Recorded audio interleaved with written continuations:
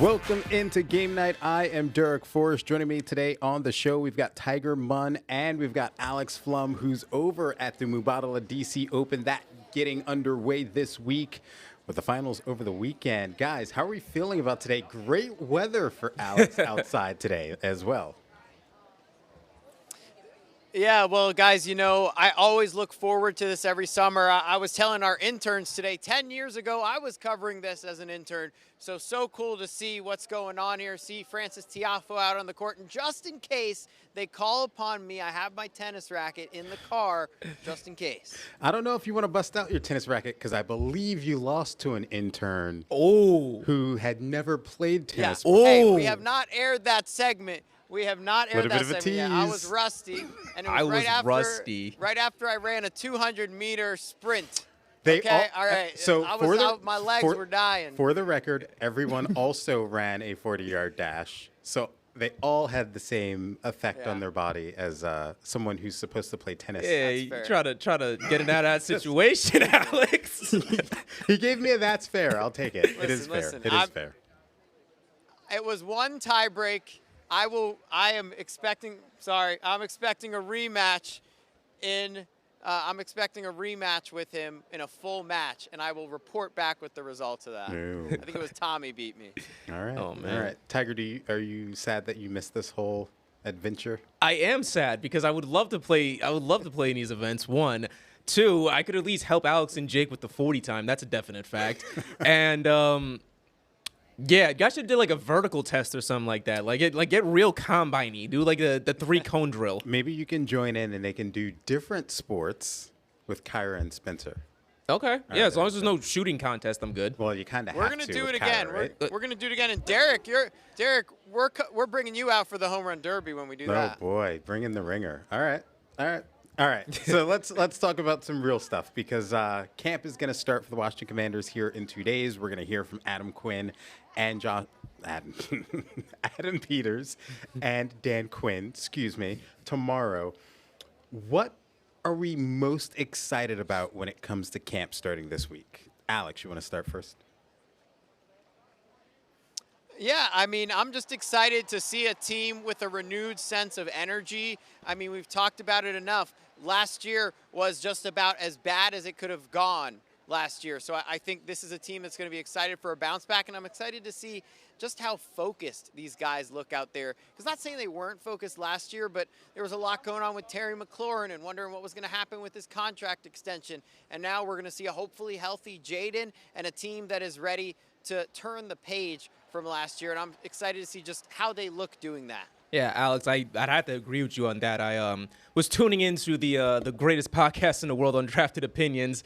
But you guys mentioned something in that was kind of interesting to me. And this is one of the first off seasons in a long time where there is no real hanging, looming controversy.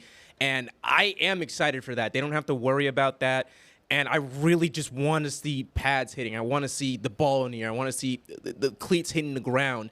I want to see this team on the field. We've been talking about them so much. It's probably just because of our job, but we've been talking about this team so much that I just need to see them on the field. I'm dying to see them on the field because, man, it's a great feeling in football season. It's great having the fans there. And overall, I just want to see this team play football. We've been talking about them for so long. Yeah, I'm not really sure if I'm ready for football season to get underway.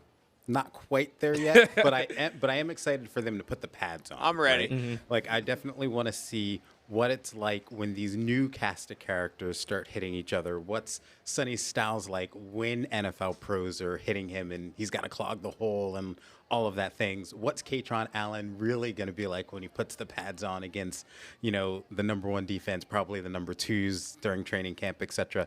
That's what I'm looking forward to the most, just so we can start to evaluate the players a little bit. We really won't know until that first preseason game with the Miami Dolphins, but that for sure is what I'm looking forward to the most. All right. On the flip side of things, what are some of our biggest concerns when it comes to camp? And Alex, we'll go back out to you for that one as well. Yeah, I'm a little concerned that Trey Amos isn't ready to go, that he's still rehabbing from that injury. I think he's on the PUP list or whatever they call it these days. So I'm worried about that secondary, right? Who is going to stand out? Lattimore was obviously a disappointment last year. If Amos is dealing with an injury, Mikey Sanders still had a tough year last year. So they need somebody in that secondary to step up. So that is my biggest concern, because if they can't stop the passing attack of other teams, they could be in trouble. Speaking of passing, I'm going to go a little bit on the controversial trail of this one. My biggest concern is Jaden. I'm going to be honest. I mean, I think I was talking about this earlier. Jaden is still in that process in his career where he's in his third year. We can't call this guy a certified, consistent seasonal player because he just hasn't shown that yet. And granted, yes, that is because of injury, but that's what I'm worried about. I want to see during this camp, I want to see him, other than like the fun words like mature, read, and all the other buzzwords you can think of quarterbacks. I just want to see him lead this team. I just want to see him get out in the field and play injury-free. Of course, it's practice. He's not going to get injured, not be injured. I want to see him mostly gel with this offense. They've changed so much. So many things are different from last year. Terry's coming into the season at the start of training camp versus last year. And, of course, like you said before, I think that affected him. But I want to see him lead this team. I want to see him take this team to the heights that we are all talking, we all think and believe that the talent that this team can take of. But it all starts with number 5. And, yeah, I'm giving him that responsibility. I am giving him the look for the word for it. But, yeah, I'm holding him accountable for this team. You mentioned new talent, if you will, on this roster, but new talent on the coaching staff as well. Yes. And that's where my concern is at, because this is a pivotal year for your head coach, which is Dan Quinn, which we all know. Everyone was already skeptical, and I don't like to use this as the example, but everyone uses the Super Bowl as the example, being up 28-7 and losing that years ago, right? And he's kind of taken a knock for that. But the third year is so pivotal for you to then have a new offensive coordinator in David Blau and a new defensive coordinator in Durante Jones. That's a lot to handle on top of what the expectations should be for this team when Jaden Daniels is playing like he did his rookie season. So there's a lot there. Can David Blau quickly make that adjustment with Jaden and the rest of the offense? Can Durante Jones quickly make that adjustment with a defense who's been terrible for the last 3.5 years? That's a lot to put on these coordinators, and that's my biggest concern. Especially the defense, yeah. Yeah. All right, we got to talk some tennis, because that's what Alex is covering. That's what he's out. Mubadala DC Open. You got a chance to talk to some people, talk to the fans. Alex, what do you got out there? Yeah, well, the coolest thing we say every year is you just look around and the fans are all coming through and the players walk through this exact area. I wouldn't even be surprised if during this someone walks by. But we saw Emma Navarro walking around, Lorenzo Musetti walking around, Francis Tiafoe is out here getting ready to play in this matchup tonight as well at the time that we're recording this. So the fans get to go up to these players, and it's such a special experience for them. They said they're excited to see Francis, they're excited to see Emma Navarro, who went to UVA, and they're just excited to be here. Great to see her win. I saw her playing, so huge congrats to her. I just graduated UVA as well, so it's great to see her playing out there. Definitely great. You get to see them up close, and it's something I always look forward to every year, being here. It's the first day of the main draw, so it's great seeing everybody out here. Seeing them up close and just walk around, it's like, oh, they are kind of just people, just like we are, and not these big stars, even though they are. It's more, I must say, smaller, and then it becomes like closer and intimate to each other, to the players. Yeah, we like it here. I love Tiafoe. He's come to Terps football practices. He's been to some Terps basketball games. I go to all the games. So, I'm a huge Terps fan, huge Tiafoe fan, so definitely want to see him win today and hopefully win the DC Open. This tournament just kind of sets my swing off on a good note. I think it's just like a good energy here, being in the nation's capital and being an American. It's always a lot of fun for me to play here. I think the fans here are really, really fun to play in front of as well. All right, Alex, we got to move pretty quickly. That last soundbite, Jess Pegula, number 3 in the world. Sorry, Derek, didn't cut you off. No, you're good. You're good. Say your note about Pegula. You can go ahead. Oh, no, I was just mentioning number 3 player in the world. She's made some good runs here, and she knows what this tournament means to the DMV, and kind of showing us players not even from here means a lot to them, too. Yeah. All right. So we got Francis Tiafoe, as you mentioned. He's got his first match tonight at 7:30. We're taping this before that. Hopefully he can win that and continue on looking for his first title. But how important is that for Tiafo here at the DC Open to finally pull out his first win? Yeah, Francis has made it clear. He's made it to the semifinals of the U.S. Open. That's a big deal. He'd like to win one of those, but he's never won this tournament. He'd like to make it to a final here in D.C., and he would like to win it all. This tournament means a lot to him. He grew up in this area. He's raised in this area. Everybody loves him here, so he does not want to disappoint the fans. And we could be on a collision course for a Friday night Tiafo Ben Shelton matchup in the quarterfinals. That's what we're trending towards right now. So that's something that we could look forward to here. Yeah, and we've got a lot of talent on both the men's and the women's side of things. On the women's side of things, Emma Navarro went to Virginia, so local tie as well. She's here, and apparently getting some love so far at the DC Open, correct? Yeah. Yeah, well, outside of Francis Tiafo, I think we saw fans most excited about her. We saw some UVA hats around, some alumni. Of course, a lot of people from up here in Northern Virginia went to UVA after she did an interview. You see some footage here. Emma Navarro actually came out, took some pictures, signed some autographs with some fans. So people are super excited to see her, and she picked up a big win against Sophia Kenin. Watch out for Emma. You know, there's always seems to be a player that's in that 20 to 30 range in the rankings in the world that makes a run here at the DC Open. I think it could be her this year, especially with that backing from the fans. All right, it should be a fun and busy week for the Mubadala DC Open again. The championship over the weekend. Hopefully, Francis Tiafo will be playing next weekend. All right, we got to move on. Coming up on the show, we're going to hear from Grant Polson. He's going to chime in on what he's expecting from the Washington Commanders. That's coming up next on Game Night.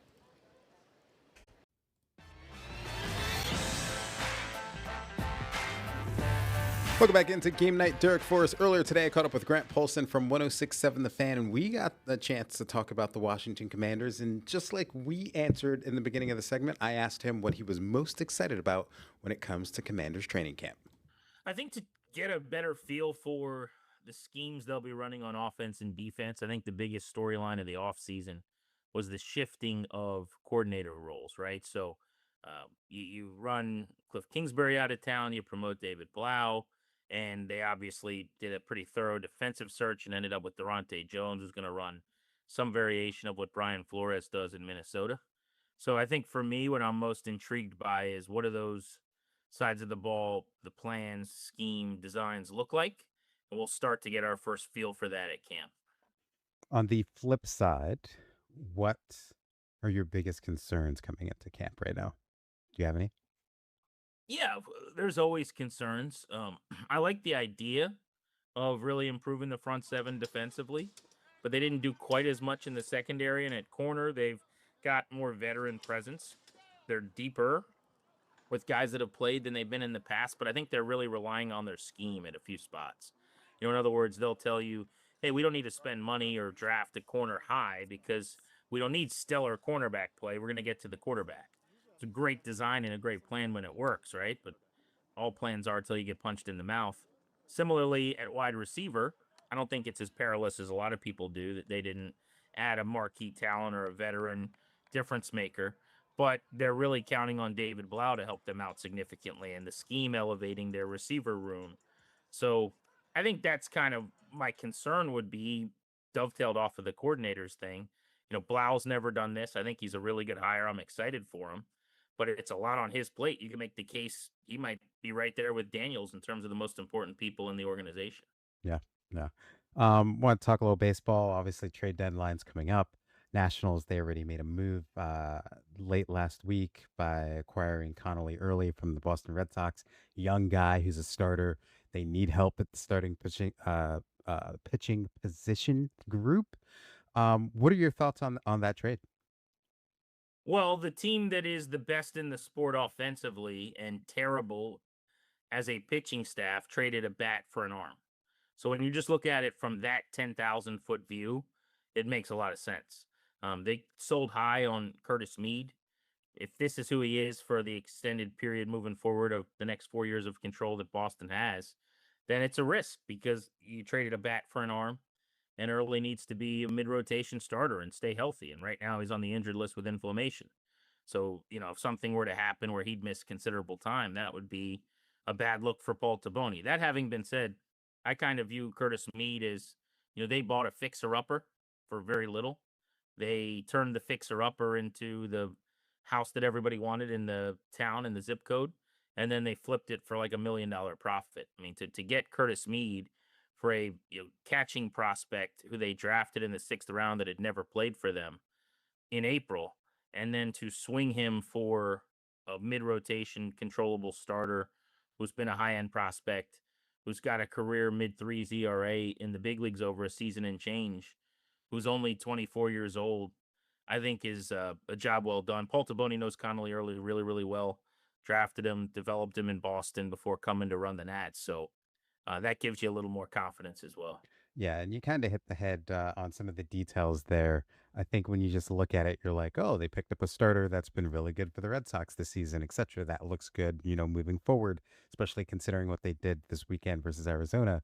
But he's 24 years old. He's got some control-ish, if you will. They'll have to go through like all the arbitrationary stuff in the next couple of years, Yeah, obviously. but if they want him But on their team, he'll be a Nat for 5 seasons after this one. that's what I'm Right? saying. So They get him that's for what you want. they get him for Yeah. super cheap and potentially can be an arm. So this doesn't necessarily say, hey, they're buyers at the deadline, but at least they're willing to improve with a month and a half to go in the season, right?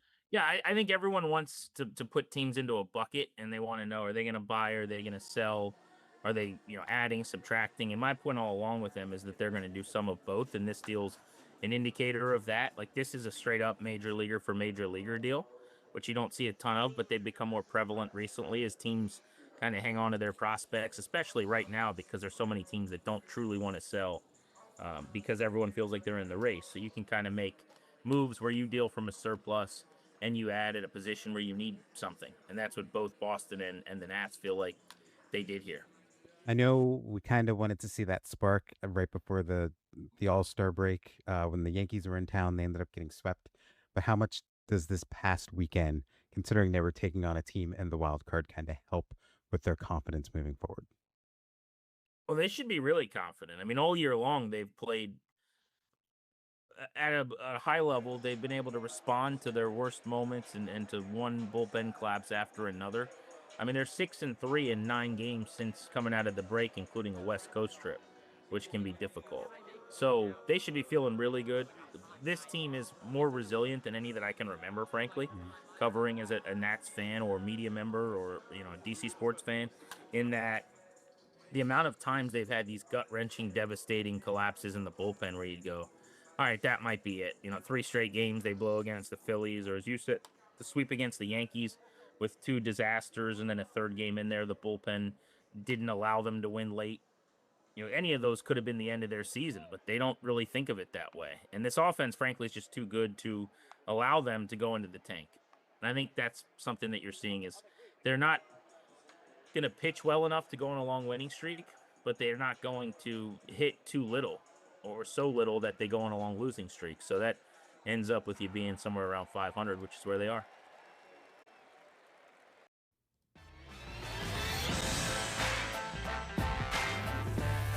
Welcome back into Game Night. Earlier today, I spoke with Shakira Austin as the Washington Mystics are coming off the All-Star break, and the team is looking to have a strong second half after losing 10 games in a row last year, but they say this team is different, and they're ready for the challenge. Here's that right here. All right, here with Shakira Austin, coming off of an All-Star break, and Shakira, just starting things off, how did you enjoy break, and how'd you like participating too with a Mystics legend as well? Yeah, break was great. I enjoyed my birthday. Was able to meet up with some friends. So I made the most out of being in Chicago, and obviously having a reunion with Deli was amazing. Something I definitely didn't expect. So. And just how cool is it to see 2 of your teammates in All-Star festivities, playing in the game too, 2 of the young players too, with Sonia and Kiki. Just how cool is it to see them participating in the All-Star game? Yeah, it was super cool to see them. And coming into the second half of the season, you've been having a great first half of the season. How are you looking to continue that momentum and dominate the second half of the season, kind of like you did the first half? Yeah, just continue to block out the noise, pour into myself, and know that I'm capable of being who I want to be. This team has had some close victories as well in the first half. Just going into now post All-Star break, how are you keeping that confidence team-wise, and how are they responding to just the start of the year? Yeah, I think those close games definitely can put us in the right position going into the second half of the season. But at the same time, we want to keep our chemistry going, keep that flow, but know that everything that just happened in the first half, even a day before any games, is wiped out and is cleared. So you just have to approach the mindset, which with every game is you're going to get everyone's best, and you just have to go out there and finish every day 1-0. Speaking of best, you guys have one of the best defenses in the WNBA. Just what's been important on the defensive end, and have you guys been able to keep that consistency? Yeah, I think we really toned into that the last 2 weeks before All-Star break of, no matter what's going on the offensive end, we have to be able to guard. We have to be able to sit down and bring that home games, away games. So really just using our communication, making sure that there's a lot of effort on the defensive end and that we finish it with a rebound. And how are you, as one of the veterans of this team, how are you telling the younger players to, keep the intensity in the second half, as this is kind of the first time they've had the All-Star break? Yeah, I mean, honestly, it's just about being relentless. Hopefully everyone did what they could to pour in over the break so that you feel fresh, you feel good going into the second half of the season. But now, we're going to get some of the best basketball that we've ever played from our side and from the competitors. So just going in with the mindset that we have to just continue to get better. I mean, that was kind of what I was preaching after the Golden State game, is as great of a win that as that was, and even though we had to play excellent level of basketball, it's going to take even more to get the next one. So just having that mindset of just wanting more. And last one for me, how excited are you to get back in front of the fans, especially after All-Star break, and now as you guys get to the last half of the playoff push? Yeah, I'm really excited. It's always great playing at home and having them, rally up behind us, and we just have to continue to push through and make the most out of this season.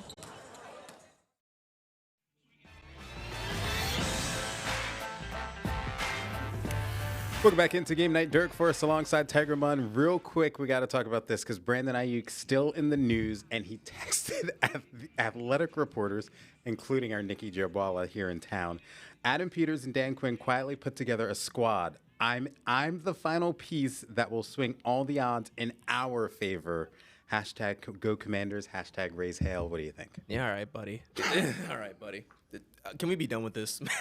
We're pretty much done with it. And I think tomorrow when Dan Quinn and Adam Peters speaks, I think they will officially put a bow on this whole situation. Can't wait. Yeah. Yeah. All right. Well, that's going to do it for this edition of Game Night. For Tiger Munn, Alex Flum, who you saw earlier, I'm Derek Forrest. Have a good night.